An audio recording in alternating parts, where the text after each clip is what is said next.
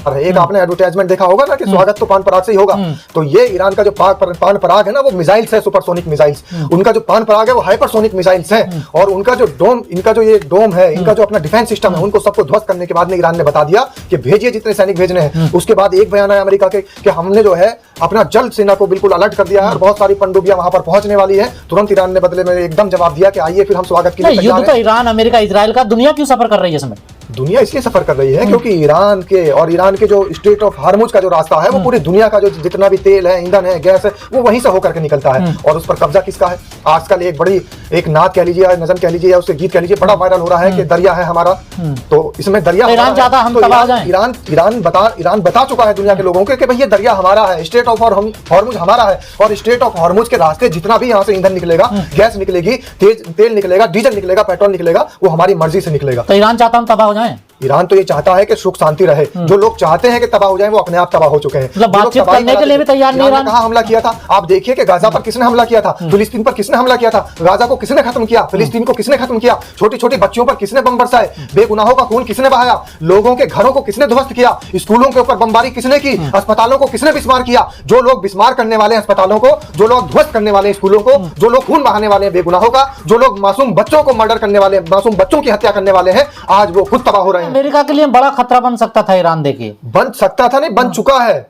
America के लिए तो ईरान इतना बड़ा खतरा बन चुका है कि ईरान के एक हमले के, दो हमले के और लगातार हमलों के बाद में अमेरिका की जो जनता है वो खुद अमेरिकी राष्ट्रपति डोनाल्ड ट्रंप के खिलाफ सड़कों पर उतर आई है। कोई सी सिटी ऐसी नहीं बची। आपको लगता है ईरान जीत जाएगा अमेरिका से? ईरान तो जीत चुका है। कहाँ आप तो सोच रहे हैं कि ईरान जीत जाएगा? बहुत सारे लोग तो इस बात को कह रहे हैं घर में घुसकर तो रोज हमले कर रहा है अमेरिका। देखिए जो बड़ी सुप्रीम पावर थी, आज वो घुटनों के बल आ चुकी है। तो इसे जीत नहीं तो और क्या कहेंगे? जो लोग चारों तरफ बेगुनाहों का खून बहाने वाले हैं, वो सिर्फ बेगुनाहों का खून बहा सकते हैं, वो मर्द की तरह मैदान में नहीं लड़ सकते। अभी पिछले दिनों आपने खबर सुनी होगी कि इजराइल ने कहा था कि हम जाकर के पैदल अपने सैनिक भेजेंगे। अमेरिका ने तुरंत मना कर दिया, इजराइल ने फिर अपना वो बयान वापस ले लिया।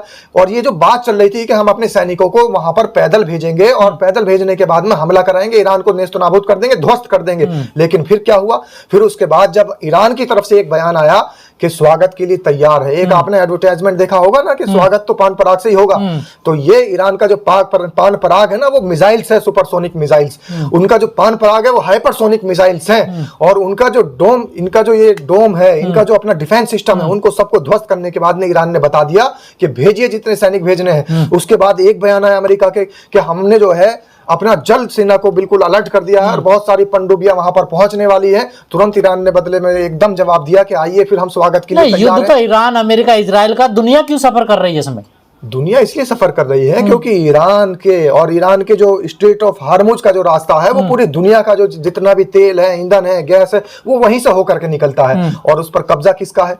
आजकल एक नात कह लीजिए, नज़म कह लीजिए, या उसके गीत कह लीजिए, बड़ा वायरल हो रहा है कि दरिया है हमारा।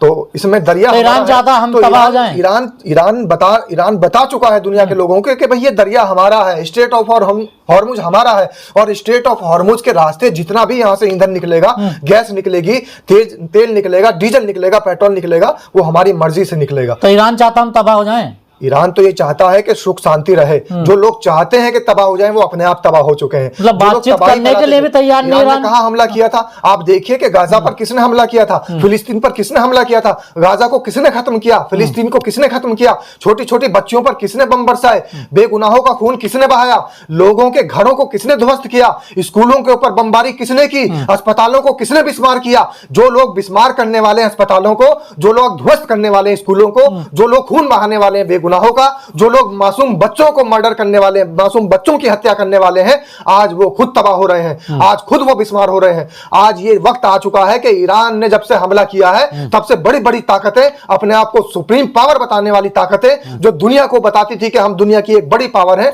अब वो घुटनों पर आ चुकी है। लोगों को भी पता चल रहा है, लोगों को भी ये बात पता लग गई है कि सुप्रीम पावर कौन सी है।